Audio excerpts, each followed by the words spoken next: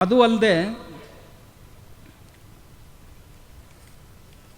ನಾ ಇನ್ನೊಂದು ಮಾತು ಹೇಳಿದೆ, ಪಾಪ ಕರ್ಮಗಳಿಂದ ಯಾರು ದೂರ ಇರ್ತಾರೋ ಅವರು ಹಿಂದೂಗಳು ಅಂತ.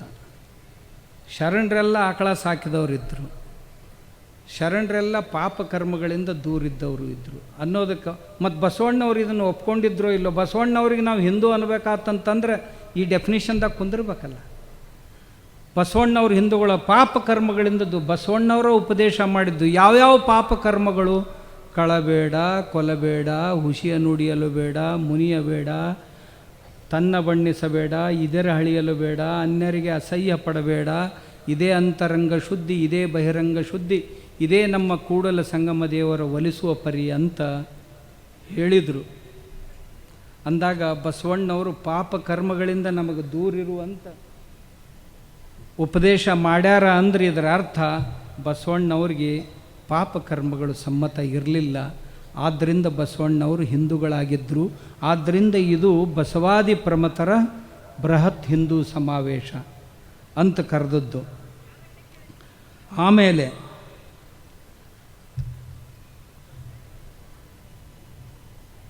ಇಲ್ಲಿ ಕೆಲವು ಜನ ಅಬ್ಜೆಕ್ಷನ್ ಮಾಡಿದ್ರಂತ ಮಾನ್ಯ. ನಾ ಬಹಳ ಅಂಥವ್ರ ಬಗ್ಗೆ ಲಕ್ಷ್ಯ ಕೊಡೋದಿಲ್ಲ. ಆನೆ ಬೀದಿಯಲ್ಲಿ ಬರಲು ಶ್ವಾನತ ಬೊಗಳುವುದು, ಶ್ವಾನದಂತ ಆನೆ ಬೊಗಳಿದರೆ ಆನೆಯ ಮಾನವೇ ಹಾನಿ ಸರ್ವಜ್ಞ. ಒಂದು ಊರಾಗ ಹೊಂಟಿತ್ತಂತ ಆನೆ, ಇವು ನಾಯಿ ಬೊಗಳಕತ್ತಿದ್ವು ಅಂತ. ಈ ಓಣ್ಯಾಗ ಒಂದು, ಆ ಓಣ್ಯಾಗ ಒಂದು, ಅಲ್ಲೊಂದು ಬೊಗಳ್ಕೊತ ಬಂದು ಇವನ್ನೆಲ್ಲರನ್ನೂ ಗಪ್ಪ ಮಾಡಿ ಹೊಕ್ಕೇನಂತಂತ ಆನೆ. ಇದಕ್ಕೆ ಒಂದು ಕಲ್ಲು ಹೋಗೋದು, ಇದನ್ನು ಗಪ್ ಮಾಡೋದ್ರಾಗ ಆಚೆ ಕಡೆ ಒಂದು ಬೊಗಳ್ತಿತ್ತು, ಅದಕ್ಕೆ ಕಲ್ಲು ಹೋಗಿದ್ರಾಗ ಆಚೆ ಕಡೆ ಒಂದು ಬೊಗಳ್ತಿತ್ತು. ಆನೆ 15 ದಿವಸ ಅಲ್ಲೇ ನಿಂತದು, ಮುಂದೆ ಹೋಗಲಿಲ್ಲ ಮುಂದಿನ ಊರಿಗೆ. ಯಾಕಂದ್ರೆ ಇವೆಲ್ಲಕ್ಕವ್ರು ಬಾಯಿ ಬಂದ್ ಮಾಡೋದ್ರಾಗ ಆನೆ ಅಲ್ಲೇ ನಿಂತ ಬಿಡ್ತು. ಇದು ಯೋಗ್ಯ ಅನ್ನಿಸ್ತೈತೆ ನಿಮ್ಗೆ? ಇಂಥವು ಭಾಳ ಬೊಗಳ್ತಿರ್ತಾವೆ, ಅವ್ರನ್ನ ಬಾಯಿ ಬಂದ್ ಮಾಡೋಕೆ ಹೋಗಬಾರ್ದು. ಅವ್ರಿಗೆ ದೇವ್ರು ಇನ್ನಷ್ಟು ಬುದ್ಧಿ ಕೊಡಲಿ ಅಂತ ನಾವು ಪ್ರಾರ್ಥನೆ ಮಾಡಬೇಕು.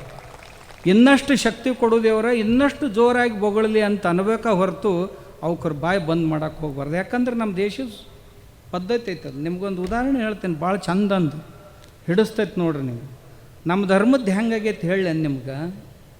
ಒಂದು ಊರಾಗ ಒಂದು ಕತ್ತಿ ಒಂದು ನಾಯಿ ಇದ್ದು ಅಂತ. ಅವು ಎರಡು ಕೂಡಿ ಏನು ಮಾಡಿದ್ವು ಅಂತ, ನಾ ರಾಜ ಆಗೋದು ನೀ ರಾಜ ಆಗೋದು ಅಂತ ಕಾಂಪಿಟೇಷನ್ ಮಾಡಕತ್ತಿದ್ವು ಅಂತ. ಕಾಂಪಿಟೇಷನ್ ಮಾಡೋದು ಏನು ಕಾಂಪಿಟೇಷನ್ನು? ಇಲ್ಲಿಂದ 6-7 ಕಿಲೋಮೀಟ್ರದಾಗ ಆಚೆ ಕಡೆ ಒಂದು ಗುಡ್ಡ ಐತಿ. ಆ ಗುಡ್ಡದ ತುದಿ ಮ್ಯಾಗ ಒಂದು ಗುಡಿ ಐತಿ. ಆ ಗುಡಿ ಮುಂದೆ ಒಂದು ಕಟ್ಟೆ ಐತಿ. ಯಾರು ಮೊದಲು ಹೋಗಿ ಆ ಕಟ್ಟೆ ಮ್ಯಾಗ ಕುಂದಿರ್ತಾರೆ ಅವನ ರಾಜ. ಮತ್ತು ಎಷ್ಟು ದಿವಸ ಟೈಮ್ ಹೋಗ್ಲಕ್ಕ ಅಂತ ಕತ್ತಿನ ಕೇಳಿತು ನಾಯಿ. ಕತ್ತಂತೂ 7 ದಿನದಾಗ ಹೋಗಿ ಮುಟ್ಟೋದು. 7 ದಿನಕ್ಕೆ 7 ಕಿಲೋಮೀಟ್ರ್. ತಲೆಗಿಲಿ ಕೆಟ್ಟೈತ ನೀನು, ಒಂದೇ ದಿನದ ಕೆಲಸ ಇದು ಅಂತಂತ ನಾಯಿ. ಕತ್ತಂತ ಹಂಗಿಲ್ಲ ಅದು. ನೀವು ಒಂದೇ ದಿವಸದಾಗಾರ ಎಂದರ ಹೋಗೋಟ್ಟು 7 ದಿವಸ ಆರಾಮಾಗಿ ಹೋಗೋದು ಅಂತಂತ ಅಂದು ಕೂಡಲೇ ಎರಡು ಕೂಡಿ ಹೊಂಟೋರಪ್ಪ. ಮರುದಿವ್ಸ ಮುಂಜಾನೆ ಹೊಂಟು ಕೂಡಲೇ ಕತ್ತಿ ಮತ್ತು ಒಂದು ಕಂಡೀಷನ್ ಇತ್ತು. ದಾರ್ಯಾಗ 3 ಊರುಗಳಿದ್ದು 7 ಕಿಲೋಮೀಟ್ರದಾಗ. ಊರಾಗ ನಡು ಊರಾಗ ಹಾದು ಹೋಗ್ಬೇಕಂತ ಕಂಡೀಷನ್ ಇತ್ತು. ಊರು ದಂಡಿಗೆ ಹಾದು ಹೋಗಬಾರ್ದು, ಊರಾಗ ಹಾದ ಹೋಗ್ಬೇಕಂತ ಕಂಡೀಷನ್ ಇತ್ತು. ಕತ್ತಿ ಊರಾಗ ಅದು ಹೊಂಟಿತು, ಸೀದಾ ಹೋತು, ಯಾರೂ ಕೇಳಲಿಲ್ಲ ಅದನ್ನು. ನಾಯಿ ಊರಾಗ ಬಂದು ಕೂಡಲೇ ನಾಯಿ ಜಾತಿ ಒಂದು 10 ಬಂದೂರಪ್ಪ. ನಿಮ್ಗೆ ಗೊತ್ತಾಯ್ತಲ್ಲ, ಪರವೂರ್ದೊಂದು ನಾಯಿ ಬಂತು ಅಂತಂದ್ರೆ ಊರಾನ ನಾಯಿಗಳೆಲ್ಲ ಗೋಳೆ ಹಾಕ. ಗೋಳೆ ಆದವು ಅಂದ್ರೆ ಅದನ್ನ ಒಟ್ಟ ಬಿಡೋದಿಲ್ಲ ಮುಂದಕ್ಕೆ. ಏನಾರ ಹವಣಿಸಿ ಆ ಕಡೆ ಈ ಕಡೆ ಏನಾರ ಯುಕ್ತಿ ಪ್ರಯುಕ್ತ ಮಾಡಿ ಅಚ್ಚಿ ಓಣ್ಯಾಗ ಹೋಗೈತೆ ಅನ್ನೋದ್ರಾಗ ಅಚ್ಚಿ ಓಣ್ಯಾನು ನಾಲ್ಕ ಯಾವಂದ್ರೆ ಇದ್ರ ಜಾತಿವಾವು. ಅವೇನು ಬೇರೆ ಜಾತಿ ನಾಯಿಗಳು, ಇದೇ ಜಾತಿ ನಾಯಿಗಳು ಅವು. 7 ದಿವಸ ಹತ್ತು ನಾಯಿಗೆ ಹೋಗಿ ಗುಡ್ಡ ಹತ್ತಿ ಮುಟ್ಟಬೇಕಾದ್ರೆ ನಾಯಿ ಅಂತಿತ್ತು ಕತ್ತಿಗೆ 7 ದಿವಸ ಯಾಕೆ ಬೇಕು ಅಂತ. ಕತ್ತಿ ಆರಾಮಾಗಿ ಕಟ್ಟಿ ಮ್ಯಾಗ ನಿಂತ್ಕೊಂಡು ಕುತ್ಕೊಂಡು ನಿದ್ದೆ ಮಾಡಕತ್ತಿತ್ತದು. ನೀ ಯಾವಾಗ ಬಂದಿ ಅಂತ ಕೇಳಿತು ನಾಯಿ ಅದಕ್ಕೆ. ನಾ ಅವತ್ತ ಸಂಜೆಗೆ ಬಂದೆ ಅಂತ ಹೇಳ್ತದೆ. ಮತ್ತು ನಿಮ್ಮ ಜಾತಿಯು ಯಾವ ದಾರ್ಯಾಗ ಅಡ್ಡಗಟ್ಟಲಿಲ್ಲ ನಿನಗೆ ಅಂತ ಕೇಳ್ತು. ನಮ್ಮೂರು ಅಗಡದ ಊರಾಗ ಒಂದು ಅಡ್ಡಗಟ್ಟಲಿಲ್ಲ, ನಮ್ಮ ಹುಷಾರದ ಒಂದು. ನೀವು ಭಾಳ ಹುಷಾರು ಮಂದಿಲ್ಲ, ಅದಕ್ಕೆ ನಿಮ್ಮನ್ನು ಅಡ್ಡಗಟ್ತಾವು ಅಂತ. ಇದರ ಅರ್ಥ ತಿಳಿತಾನೆ ನಿಮ್ಗೆ? ಕತ್ತಿ ಹೋಗೋದು ಭಾಳ ಸುಲಭ, ನಾಯಿ ಹೋಗೋದು ಭಾಳ ಕಷ್ಟ ಐತಿ. ಯಾಕಂದ್ರೆ ಇವು ಶಾಣ್ಯವಲ್ಲ, ಕಮ್ಯುನಿಸ್ಟ್ ನಾಯಿಗಳದಾವು, ಮತ್ತು ಯಾವ ನಾಯಿಗಳದಾವು, ಇವು ನಮ್ಗೆ ಬಂದು ನಿಂದಿರ್ತಾವ್ರಿ ದಾರ್ಯಾಗ. ಹೀಗಾಗಿ ಹೋಗೋದು ಭಾಳ ಸುಲಭ ಇಲ್ಲಿದು.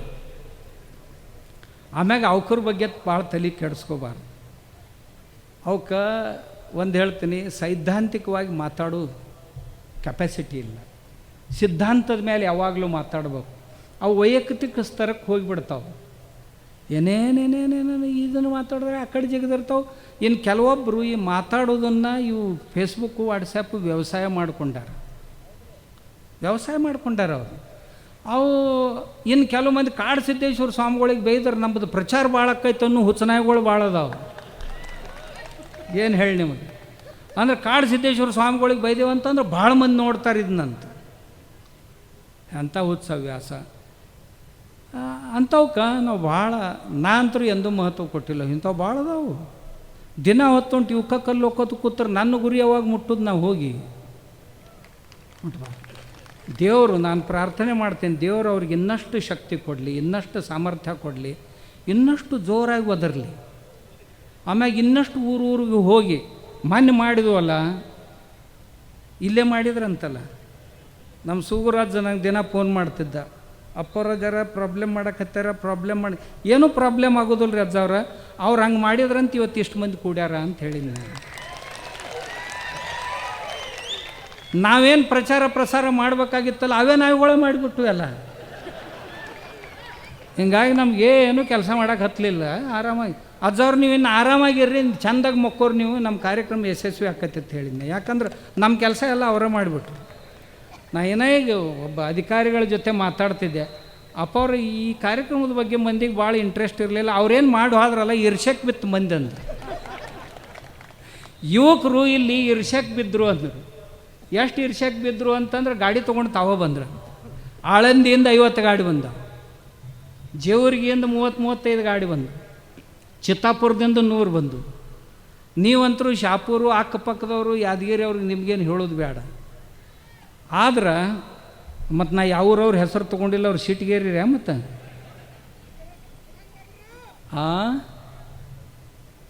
ನಾ ಏನಿದ್ದು ನೀವು ಹೇಳಬಾರ್ದು ಅಂದಿದ್ದೆ. ಅವ್ರ ಗುರುಗಳು ಬಂದು ಹೇಳಿದ್ರು ಅದನ್ನೊಂದು ಜರ ಹೇಳ್ರಿ ಅವ್ರಿಗೆ ಅಂತ. ಈ ನಾ ಯಾರಿಗೆ ಬಸವ ತಾಲಿಬಾನಿಗಳಂತ ಕರಿತೀನಲ್ಲ ಅವ್ರದ್ದು ಹೇಳಕತ್ತಿದ್ನ. ಅವರು ಹಂಗೆ ಮಾಡ್ತಾರೆ,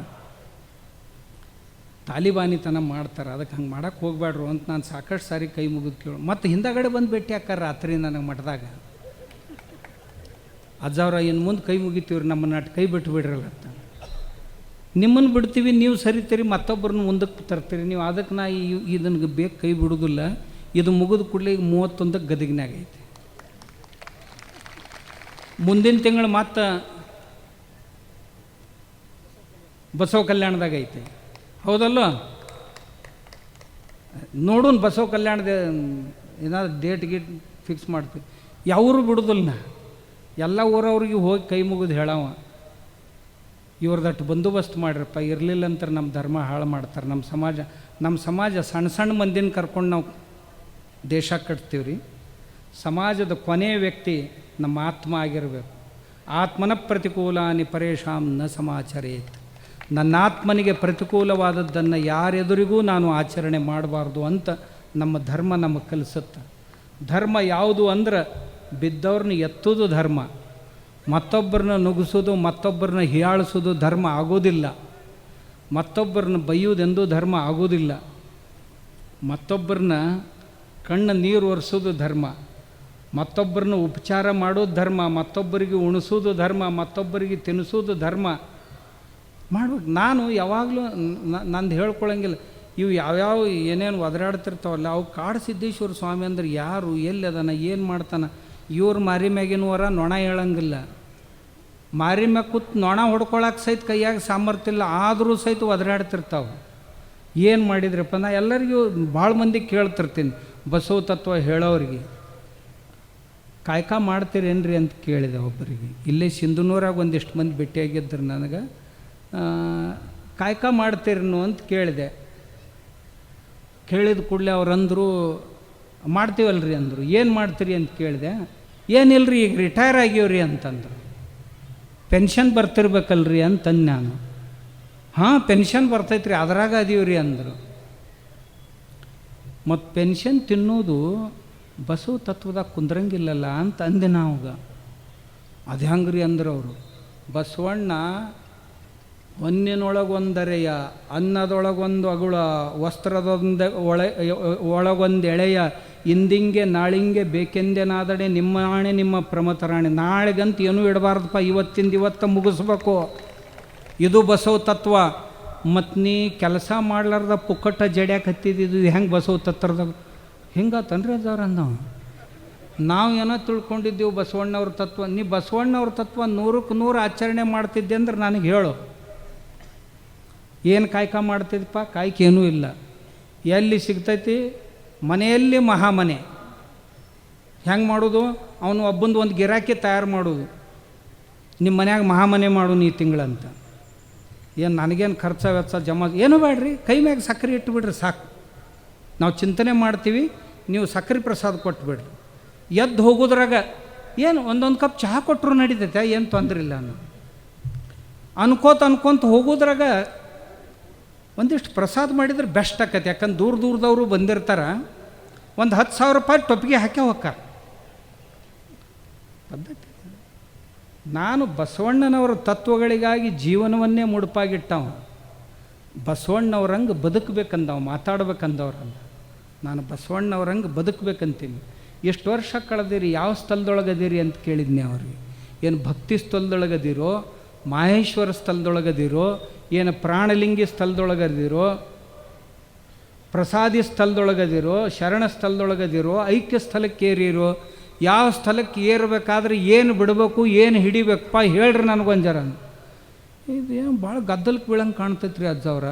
ನಾವು ಒಂದು 10-20 ವಚನ ಬೈಪಾಟ್ ಮಾಡೀವ್ರಿ. ಜಾತಿ ಒಂದಿಷ್ಟು ಅದಾವು, ಮೂಢನಂಬಿಕೆ ಮ್ಯಾಗ ಒಂದಿಷ್ಟು ಅದಾವು, ಅದನ್ನು ಜಡ್ಕೊತ ಅಡ್ಡಾಡ್ತೀವಿ. ಎಷ್ಟು ದಿವಸ ನಡೆದಾವ್ರಿ ನಮ್ಮ ಅಂದರು. ಇನ್ನು ಅವನು ಬಿಡ್ರಿ, ಬಿಟ್ಟು ಬಸವಣ್ಣ ಹೇಳಿದಂಥ ನಿಜವಾದ ತತ್ವವನ್ನು ಆಚರಣೆ ಒಳಗೆ ತೊಗೊಂಡು ನಾನು ನನ್ನ ಜೀವನವನ್ನು 100ಕ್ಕೆ 100 ಬಸವಣ್ಣನ ತತ್ವ ನನಗೆ ಆಚರಣೆಯಲ್ಲಿ ತರಲಿಕ್ಕೆ ಆಗೋದಿಲ್ಲ. ನಾನು ಪ್ರಾಮಾಣಿಕವಾಗಿ ಹೇಳ್ತೀನಿ. ಯಾಕಂದ್ರೆ ಬಸವಣ್ಣವ್ರು ಅಂದು ಹೇಳ್ಯಾರ, ಇಂದಿಂಗೆ ನಾಳಿಂಗೆ ಬೇಕೆಂದೆ. ನನಗದು ಜಮಾಸೋದಿಲ್ಲ. ನನ್ನ ಮಠದಾಗ 1,000 ಜನ ಕೆಲಸ ಮಾಡ್ತಾರೆ. ತಿಂಗಳಿಗೆ 2 ಕೋಟಿ ರೂಪಾಯಿ ಪಗಾರ ಮಾಡ್ಬೇಕು ನಾನು. ಇಂದಿಂಗೆ ನಾಳಿಂಗೆ ಬೇಕೆಂದೇನ ಆದಡೆ ಅಂದ್ರೆ ಏನು ಅಡ್ಡ ಬೀಳಿ ಅವ್ರು ಮುಂದೆ ನಾಳಿಗೆ ಇಷ್ಟು ಮಂದಿ ಪಗಾರ ಎಲ್ಲಿಂದ ತಂದು ಕೊಡಲಿ? ನನಗೆ ಇಡಬೇಕಾಕೈತಿ ನಾಳೆ ಸಲಾಗಿ ಒಂದಿಟ್ಟು, ಕಡೆಗೆ ತಿಂಗಳು ಕೊನೆತನಾರ ಇಟ್ಟು ಇಡಬೇಕಾಕೈತಿ. ಅದಕ್ಕೆ ಕೆಲವೊಂದು ಕಾಲಾತೀತವಾದಂಥ ವಿಷಯಗಳನ್ನು ಬಿಡಬೇಕು. ಬಸವಣ್ಣವ್ರ ನೀತಿಯೊಳಗೆ ಸಕಾಲಿಕ ನೀತಿ, ಸಾರ್ವಕಾಲಿಕ ನೀತಿ ಅಂತೈತಿ. ಸಾರ್ವಕಾಲಿಕ ಅಂತೈತಲ್ಲ, ಅದು ಎಂದೂ ಬದಲಾಗೋದಲ್ಲ. ಅದನ್ನು ನಾವು ಎಂದೂ ಚಾಚು ತಪ್ಪದೆ ನಮ್ಮ ಜೀವನದಲ್ಲಿ ಪಾಲಿಸಬೇಕು.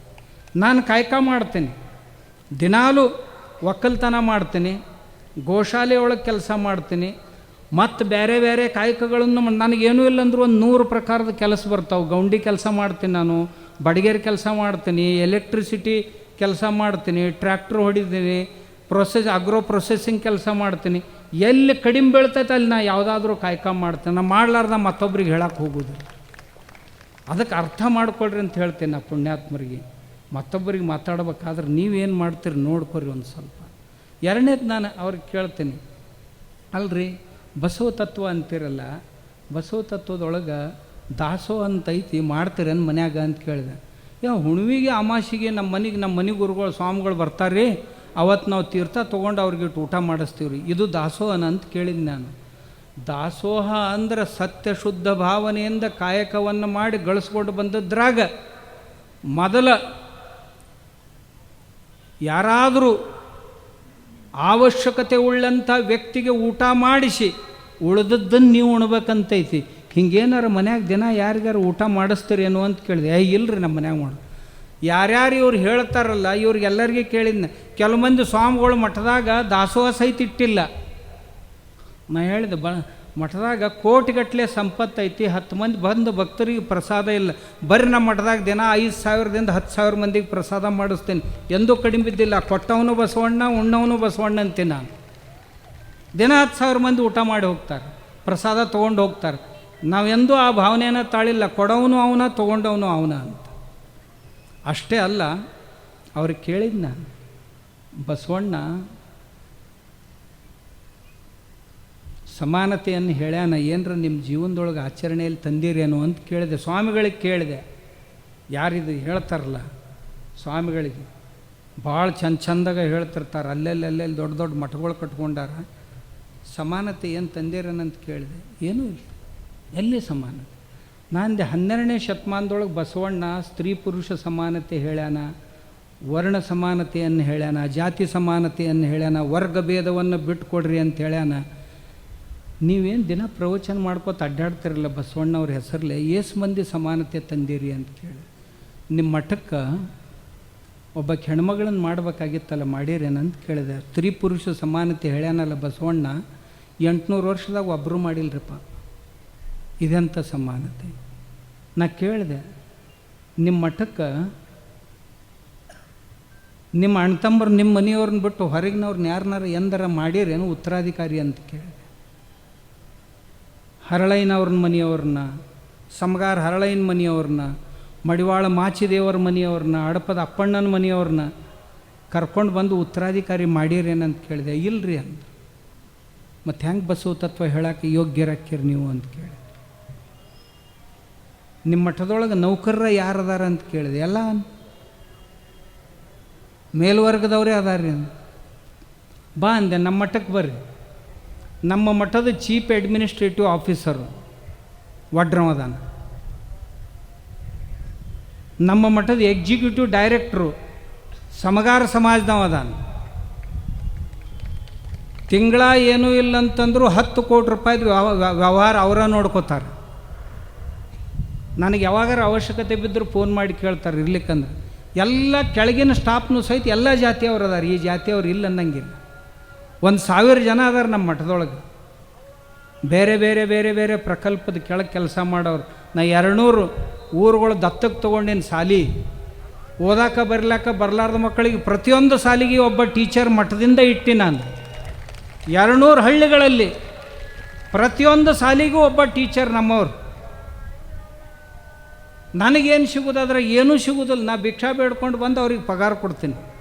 ಅವ್ರ ಮಕ್ಕಳಿಗೆ ಊರಾನವ್ರು ಏನದಾರಲ್ಲ ಮಕ್ಕಳಿಗೆ ಕಲಿಸ್ಬೇಕು, ಯಾವ ಹುಡುಗರ ಜೀವನನೂ ಹಾಳಾಗಬಾರ್ದು, ಇಷ್ಟ ಕಳ್ಕಳಿದ. ಇದು ಬಸವಣ್ಣನ ತತ್ವ. ನನ್ನಲ್ಲಿ ಮೇಘಾಲಯದಿಂದ 200 ಮಕ್ಕಳದಾವ. ಈಗ ಅವ್ರಿಗೆಲ್ಲರಿಗೆ ವರ್ಷ ಏನೂ ಇಲ್ಲಂದ್ರೂ ಒಂದು ಹುಡುಗ 50,000 ರೂಪಾಯಿ ಖರ್ಚು ಮಾಡ್ತಾನೆ.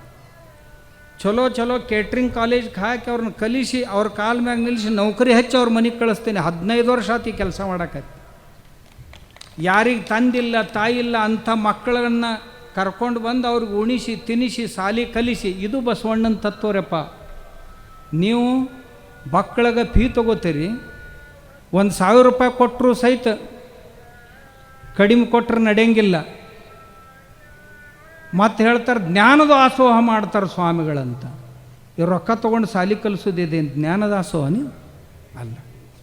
ಬಸವಣ್ಣ ಇದನ್ನು ಮಾಡೋಕ್ಕೆ ಹೇಳಿದ್ನ ಇಲ್ಲ. ಈ ತತ್ವ ಹೇಳಿಲ್ಲ ಬಸವಣ್ಣ. ಬರ್ರಿ ಅಂತ ಹೇಳಿದ್ನ, ಕಲಿಸೋನು ಎಲ್ಲರೂ ಕೂಡಿ. ಇಲ್ದವ್ರ ಕಡೆಯಿಂದ ಏನು ರೊಕ್ಕ ತೊಗೊಳೋದ್ರಿ? ಒಬ್ಬ ಸ್ವಾಮಿಗಳಿಗೆ ಕಂಡಾಪ್ಟಿ ಜಮೀನು ಕೊಟ್ಟೊಬ್ಬವ ಇಲ್ಲೇ ನಿಮ್ಮ ಮಗ್ಗಲ್ದಾಗ 25 ಎಕರೆ ಭೂಮಿ ದಾನ ಮಾಡಿದೊಬ್ಬ. ಆ ದಾನ ಮಾಡಿದ ಮುದುಕನ ಮೊಮ್ಮಗ್ಗ ಸಾಲ್ಯಾಗ ಒಂದು 10,000 ರೂಪಾಯಿ ಫೀ ಕಡಿಮೆ ಬಿದ್ದರೆ ಮನೆಗೆ ಹೊಳೆ ಕಳಿಸಿದ್ರು. ಇದು ಬಸವ ತತ್ವ ಹೇಳೋರು. ಬಸವ ತತ್ವ ಹೇಳೋರ ಗತಿ ಇದು. ನಾ ಈಗ ಹೆಸರು ಹೇಳೋದಿಲ್ಲ, ವೇಳೆ ಬಂದಾಗ ಹೇಳ್ತೀನಿ. ಎಲ್ಲರೂ ಅವ್ರನ್ನೂ ಕರ್ಕೊಂಡು ಬಂದು ಮ್ಯಾಗ ಕುಂದ್ರಿಸಿ ಹೇಳ್ತೇನೆ. ಪುಣ್ಯಾತ್ಮರು ಹಿಂಗೆ ಮಾಡಿದ್ರಂತ ತಿಳ್ಕೊಂಡು ಮಾಡಬಾರ್ದು. ಬಸವಣ್ಣ ನಮಗಿದನ್ನು ಕಲಿಸ್ಲಿಲ್ಲ. ದಯವೇ ಧರ್ಮದ ಮೂಲವಯ್ಯ, ದಯವಿಲ್ಲದ ಧರ್ಮ ಅದಾವುದಯ್ಯ, ದಯವೇ ಬೇಕು ಸಕಲ ಪ್ರಾಣಿಗಳಲ್ಲಿ ಅಂತ ಬಸವಣ್ಣ ಹೇಳ್ದ. ನಾನು ಅದಕ್ಕಂತ ನಮ್ಮ ಕೈಯಿಂದ ಎಷ್ಟು ಸಾಧ್ಯಕ್ಕೈತೆ ಅಷ್ಟು ಮಾಡೋಣ. ನಮ್ಮ ಮಠದಾಗ ನೀವು ಎಲ್ಲರೂ ಕೇಳಿರಿ ಅಂದ್ರೆ 200 ರಸ್ತಾದನ್ನು ಬಿಡಾಡಿ ನಾಯಿಗಳು ತಂದು ಸಾಕಿನ. ಶ್ವಾನ ಸೇವಾಧಾಮ ಅಂತ ಮಾಡಿ, ಹೆಂಗೆ ಗೋಶಾಲೆ ಐತಲ್ಲ ಹಂಗೆ ನಂದೊಂದು ನಾಯಿ ಶಾಲೆ ಐತಿ. ಯಾವ ಕಾಲು ಮುರಿದು, ಬಾಲ ಕತ್ತರಿಸಿದು, ಕಿವಿ ಕತ್ತರಿಸಿದು, ಹುಣ್ಣಾದು, ಕ್ಯಾನ್ಸರ್ ಆದು ನಾಯಿಗಳನ್ನ ತಂದು ಬಿಡ್ತಾರೆ. ಅವನ್ನೆಲ್ಲ ಉಪಚಾರ ಮಾಡಿ ಚೆಂದಾಗ ಅವನ್ನ ಜೋಪಾನ ಮಾಡ್ತೇನೆ. 200 ನಾಯಿ ಅದಾವ ನನ್ನ ಹತ್ರ. ಭವಿಷ್ಯದೊಳಗೆ ಇನ್ನೂ 1,000 ನಾಯಿಗಳಿಗೆ ನಾ ಬದುಕಿಸ್ಬೇಕಂತೀನಿ. ಯಾಕಂತಂದ್ರೆ ಎಲ್ಲಾರ ಗಾಡಿ ಕೆಳಗೆ ಸಿಕ್ಕವು ಏನು ಜೀವ ಐತಲ್ಲ. ಬಸವಣ್ಣ ಹೇಳಿದ್ದೆ, ದಯವಿಲ್ಲದ ಧರ್ಮ ಅದಾವುದಯ್ಯ, ದಯವೇ ಬೇಕು ಸಕಲ ಪ್ರಾಣಿಗಳಲ್ಲಿ ಅಂಥೇಳಿ. ಬರೇ ಮನುಷ್ಯರಲ್ಲಿ ಅಲ್ಲ, ಸಕಲ ಪ್ರಾಣಿಗಳಲ್ಲಿ. ಎಲ್ಲನೂ ಸಾಧ್ಯ ಆಕೈತಂತ ನಾವು ಒಟ್ಟ ಅನ್ನೋದಿಲ್ಲ. ನಾ ಹೇಳ್ತೇನಲ್ಲ, ನನಗೆ ಎಷ್ಟು ಆಕೈತೆ ಅಷ್ಟು ಮಾಡ್ತೀನಿ ಅಂತ. ನೀವು ಎಲ್ಲನೂ ಮಾಡೋರು ಅಪ್ಪನಂಗೆ ಮಾತಾಡ್ತಿರಲ್ಲ, ಹಂಗೆ ಮಾತಾಡೋಕೆ ಹೋಗ್ಬೇಡ್ರಿ ಅಂತ ನಾ ಹೇಳ್ತೇನೆ. ನಿಮಗೆ ಎಷ್ಟು ನೀಗ್ತೈತಲ್ಲ ಅಷ್ಟೇ ಮಾತಾಡ್ರಿ. ದಯವಿಟ್ಟು ನಾವು ಬಸವಣ್ಣನ ಅನುಯಾಯಿಗಳು ಅಂತ, ಬಸವ ತತ್ವದ ಅನುಯಾಯಿಗಳು ಎಲ್ಲ ಶರಣರು. ನಾ ಇನ್ನೊಂದು ಮಾತು ಅವ್ರಿಗೆ ಹೀಗೆ ಕೇಳ್ತಿರ್ತೀನಿ, ಬಸವಣ್ಣ ಲಿಂಗಾಯತಾರ, ಸಮಗಾರ ಹರಳಯ್ಯ ಸಮಗಾರಾಗೆ ಉಳಿದ್ನಲ್ಲ ಯಾಕಂತ ನನ್ನ ಪ್ರಶ್ನೆ ಇವತ್ತಿಗೂ.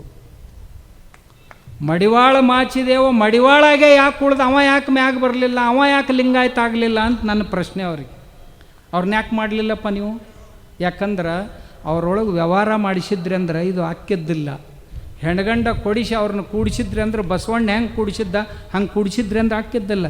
ಈಗೇನು ನಿನ್ನೆ ಬಂದಿದ್ರಲ್ಲಿ ಇಲ್ಲಿ ಬಂದವ್ರು ನಮ್ಮ ಪತ್ರಕಾರ ಮಿತ್ರ ಕೇಳಿದ್ರು ಅವ್ರಿಗೆ, ಎಷ್ಟು ಮಂದಿ ನಿಮ್ಮ ಮನೆಯೊಳಗೆ ನೀವು ಅಂತರ್ಜಾತಿ ವಿವಾಹ ಮಾಡಿದವ್ರು ಇದ್ದೀರಿ? ಒಬ್ಬರದು ಬಾಯಿ ಬಿಚ್ಚಲಿಲ್ಲ. ಅವ್ರನ್ನ ಕೇಳ್ರಿ, ಹಿಂದಾಗಡೆ ನೀವು ಹೇಳ್ತಾರವ್ರು.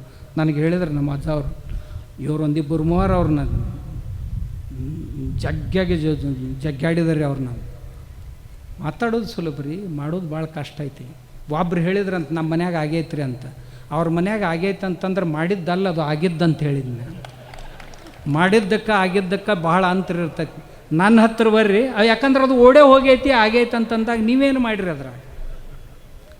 ಒಬ್ಬವ ಚುರುಮುರಿ ತೊಗೊಂಡು ನಿಂತಿದ್ನಂತ ಹೊಳ್ಯಾಗ, ಆ ದಡಗನ ಕೈಗೇನೋ ಕಡಿತನ ಬೆತ್ತು ಚುರುಮುರಿ, ಗೋಳೆ ಮಾಡ್ಕೊಳಕ್ಕೆ ಹೋದ, ಹರ್ಕೊಂಡು ಹೋತು, ಗಂಗಾರ್ಪಣೆ ಮಸ್ತು ಅಂದಂತ.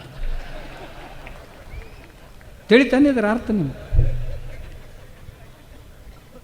ಇವು ಸಮಾನತೆ ಅಲ್ಲ, ಇಂಥ ನಾಟಕ ಮಾಡೋಕ್ಕೆ ಹೋಗ್ಬೇಡ. ನನ್ನ ಹತ್ರ ಬರ್ರಿ, ನಾ ವರ್ಷ 4-8 ಲಗ್ನ ಅಂತರ್ಜಾತಿ ಲಗ್ನ ಮಾಡಿದಾಗ ಮಾಡಿಸ್ತೇನೆ. ಮತ್ತು ಅದು ಅವರು ಪ್ರೀತಿಸಿ ಬಂದವ್ರು ಅಲ್ಲ. ನಾನು ಹೇಳ್ತೀನಿ, ಈ ಹುಡುಗಿ ಐತಿ, ಈ ಹುಡುಗ ಅದಾನ, ಇಬ್ಬರಿಗೆ ಜಮಾಸ್ತೈತೆ ಅಂತ ನೋಡ್ರಿ ಅಂತ 2 ಮನೆಯವ್ರಿಗೆ ಹೇಳ್ತೀನಿ. ಹೇಳಿ ಸಮಗಾರ ಮನೆಯವ್ರಿಗೆ ಮತ್ತು ಬಣಿಜ್ಗಾರ ಮನೆಯವ್ರಿಗೆ ಇದು ಮಾಡಿಸ್ತೇನೆ, ಸಮಗಾರಿಗೆ ಮತ್ತು ಬ್ರಾಹ್ಮಣರಿಗೆ ಮಾಡಿಸ್ತೇನೆ. ಬಸವಣ್ಣವ್ರು ಮಾಡಿದ್ರಲ್ಲ, ನಾವು ಯಾಕೆ ಮಾಡೋದು? ಪ್ರಾಮಾಣಿಕ ಪ್ರಯತ್ನ ಮಾಡ್ಬೇಕ್ರಿ. ಯಾಕೈತಿ, ಯಾಕೆ ಆಗೋದಿಲ್ಲ?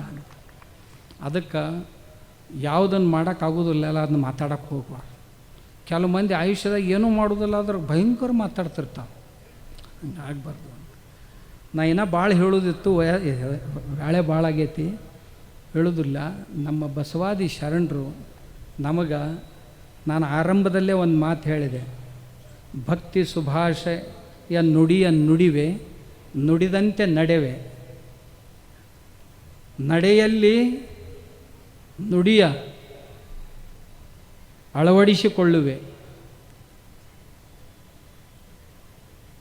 ಮೇಲೆ ತಾಕ್ಕಡಿ ಭಗವಂತನ ಕೈಯಾಗ. ಏನಂತ?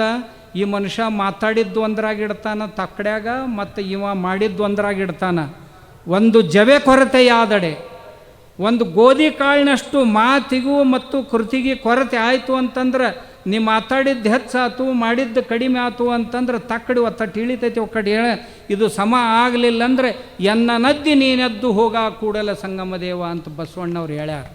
ಹಂಗೆ ನಾ ಅಂತೀನಿ, ನಾವು ಕಡಿಮೆ ಮಾತಾಡಬೇಕು, ಹೆಚ್ಚು ಕೆಲಸ ಮಾಡಬೇಕು. ಆದರೂ ಹ್ಞೂ ಅಂತ ಮಾತಾಡಿ ಏನೂ ಮಾಡದೇ ಇರೋದು ಸರಿಯಲ್ಲ ಅಂತ ಹೇಳ್ತಾ, ನಮ್ಮ ಸೂಗೂರೇಶ್ವರ ಶ್ರೀಗಳು ಈ ಸಮಾರಂಭಕ್ಕೆ ಬಹಳ ಪ್ರಯಾಸ ಪಟ್ಟಿದ್ದಾರೆ. ಕಳೆದ 15 ದಿನಗಳಿಂದನೂ ಸಹಿತ ಒಂದು ಏನೇನೋ ತೊಂದರೆಗಳು ಬರ್ತಿದ್ದು ಮಾಡ್ತಿದ್ದು, ಸಂಯಮವನ್ನು ಬಿಟ್ಟು ಕೊಡಲಾರ್ದನ ಯಾರ್ಯಾರು ಬಂದರು ಅವ್ರನ್ನೆಲ್ಲರನ್ನೂ ಕರ್ಕೊಂಡು ಮಾಡಿದರು. ಇದ್ರ ಜೊತೆಗೆ ತಾವು ಎಲ್ಲ ಸಮಾಜದವರು ಅವ್ರು ಕರೆದಾಗ ಬಂದ್ರಿ.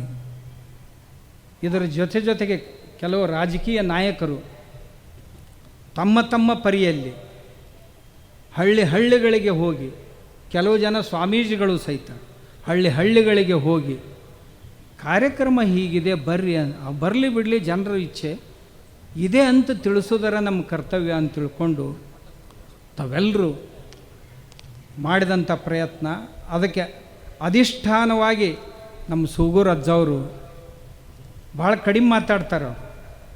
ಇವತ್ತು ಅವರು ಭಾಳ ಮಾತಾಡಬೇಕಾಗಿತ್ತು, ಅವರೇ ಅಧಿಷ್ಠಾನ ಇರೋದ್ರಿಂದ ಅವ್ರು ಮಾತಾಡಲಿಲ್ಲ.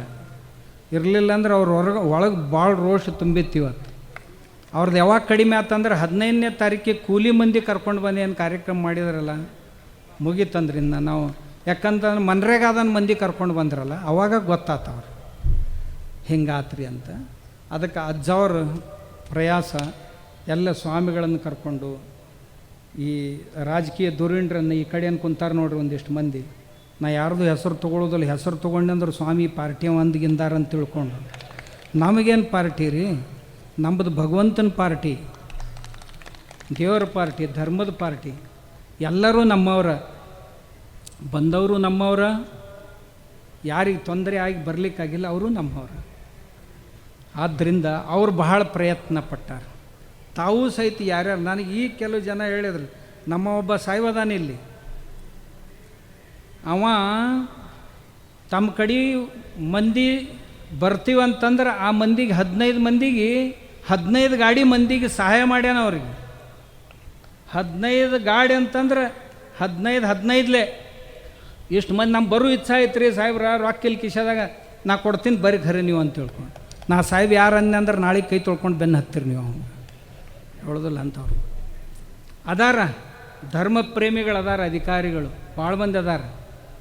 ಈ ಕಾರ್ಯಕ್ರಮಕ್ಕೆ ಪ್ರತ್ಯಕ್ಷ ಪರೋಕ್ಷವಾಗಿ ಬಹಳ ಸಹಾಯ ಮಾಡ್ಯಾರಂತ ನಮ್ಮ ಅಜ್ಜವರು ಸುಗರೇಶ್ವರ ಅಜ್ಜವ್ರು ಹೇಳಿದರು. ವ್ಯಾಪಾರಿ ಪೇಟೆಯೊಳಗೆ ಸಹಾಯ ಮಾಡ್ಯಾರ. ತಾಯಂದಿರನ್ನ ನಾನು ಅಭಿನಂದಿಸಬೇಕು. ಆ ಅವುಗಳು ಬೆಳಗ್ಗೆ ಬಂದಾರ, ಬಂದು ಆ ಎಲ್ಲ ಶೃಂಗಾರ ಮಾಡುವಂಥ ಕೆಲಸ, ಕಲಶಗಳನ್ನು ತೊಗೊಂಡು ಬರುವಂಥ ಕೆಲಸ. ಮನ್ಯಾಗ ಅವ್ವಗಳು ಹಿಂದೆ ಇಷ್ಟು ಕೆಲಸ ಇರ್ತಾವ್ರಿ ನಿಮ್ಗೆ ಹೇಳ್ತೀನಿ.